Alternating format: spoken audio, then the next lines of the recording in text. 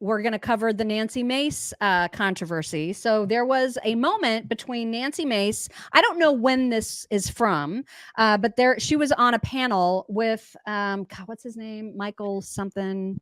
You'll see it. It's Michael somebody. But he's a Vandy professor.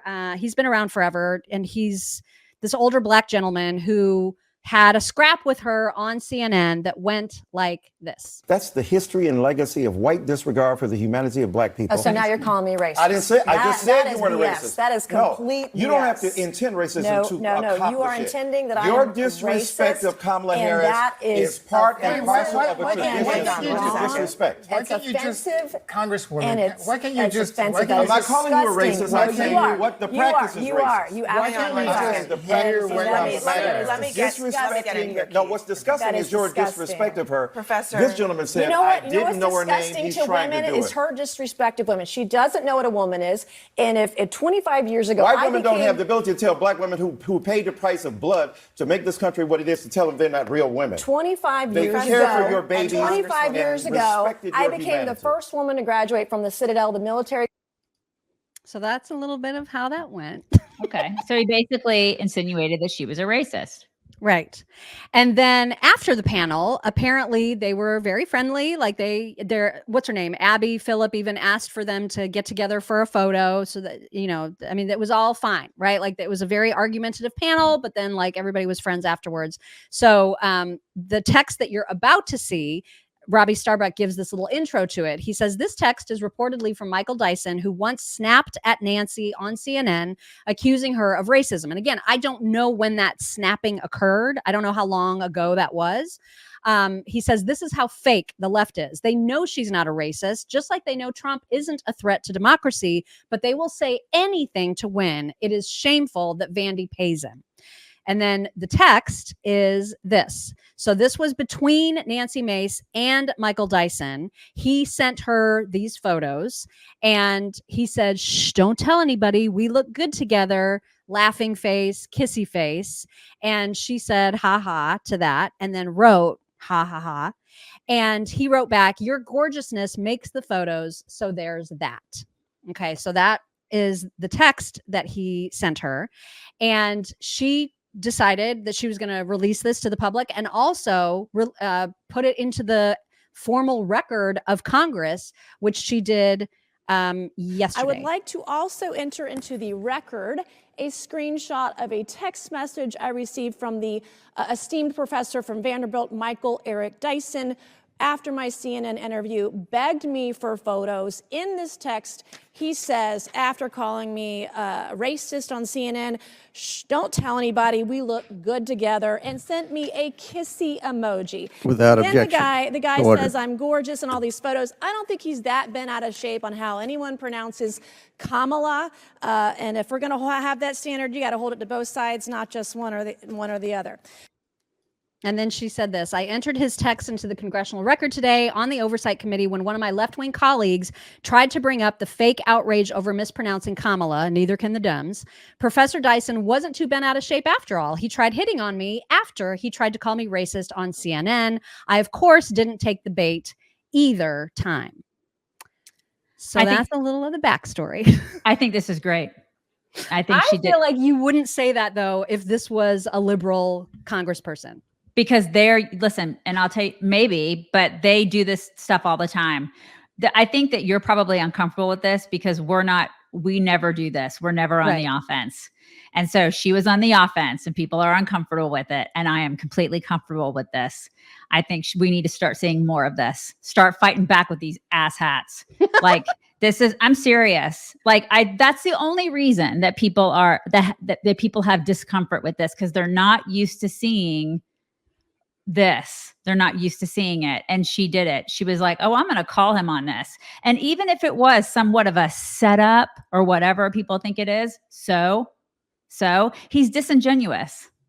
And I agree with everything that Robbie Starbuck said. We also have to talk about what happens when you get your afternoon slump. And that if you are a person who reaches for caffeine and you reach for like God Red forbid, Bull? a Red Bull or No. some of those monster Don't do whatever. that. Don't do that. Stop it. Don't do that. This is what you need right here. This is Healthy Cells Focus and Recall. And this will help boost your brain power. It's got nootropics for focus and mental speed. It actually helps support your long-term brain health. And you have in this gel pack, which is delicious and tastes like peach, you have 11 pills worth of supplements in this that actually get absorbed into your body 165% better than pills or capsules or tablets or however else you take your supplements.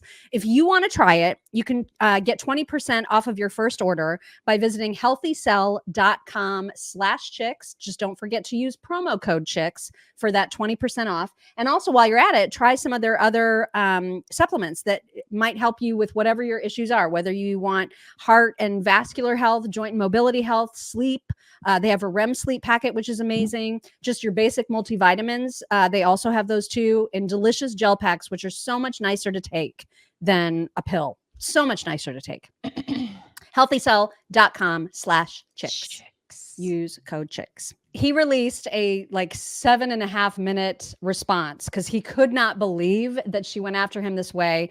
I'm not obviously going to play the whole thing, but we'll play a piece of it and then we can talk about the other stuff he said. Here he is. Right here. Hey, my friends, Michael Eric Dyson here. Just want to clear something up, a vicious untruth and rumor that's being spread by Congresswoman Nancy Mace claiming I was trying to hit on her. So I'm trying to figure this out. So this is our complete text exchange that she says proves I was trying to hit on her. We were on CNN together. She was vicious. She was nasty. She refused to call Kamala Harris by her right name. We had a bitter exchange about that. She claims in the interview that I called her racist when I went out of my way to say she wasn't a racist. I said, you're a wonderful woman.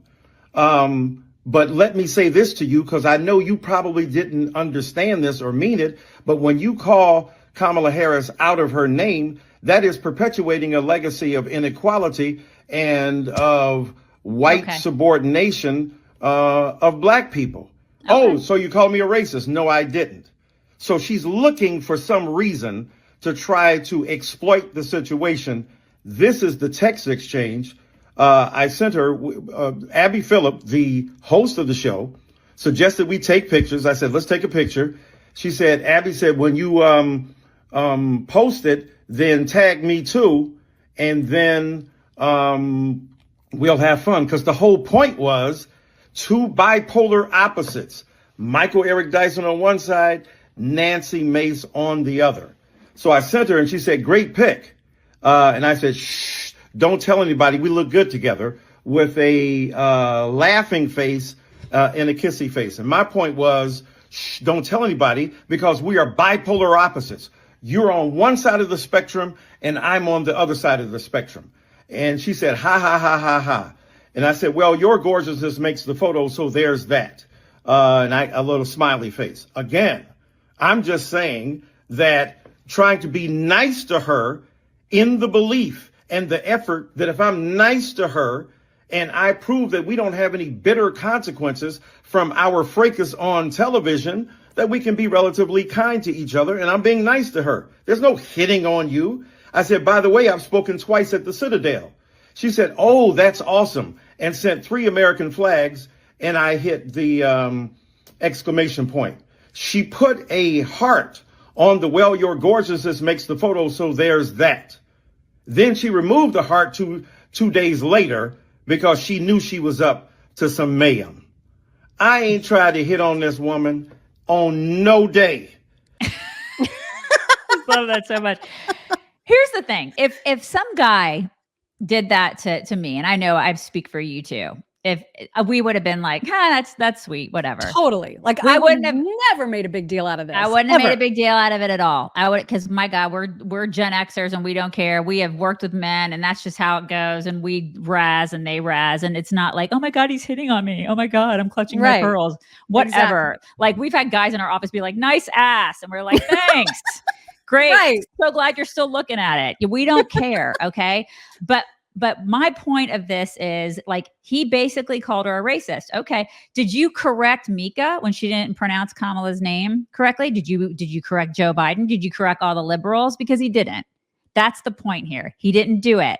He did that to her in that setting on CNN. He belittled her and he mansplained her, and she needs to go on the offense. That was my point. We need to do that more often. Women in our position need to do that more often with these dudes. We need to be on offense rather than defense. And so I think she did the right thing. I mean, why not do that? I totally don't. I think she should have gone on the offense by saying exactly what you just said, which is, have you said that to Mika? Here's a billion examples of all you Democrats mispronouncing it and fighting fire with fire and not pretending and unliking shit she liked about a flirty message, which then he went on to say in his long diatribe that he literally texts that to every female colleague. He's just one of those old guys that says you're gorgeous, you're gorgeous, you're gorgeous to everyone. Maybe she didn't like it. Maybe she actually didn't like it. But that's the thing, is that like it's apples and oranges. She's going after him, and maybe she didn't like it. But but if that's all it is, it has nothing to do with the racism. Like, that's a totally different topic.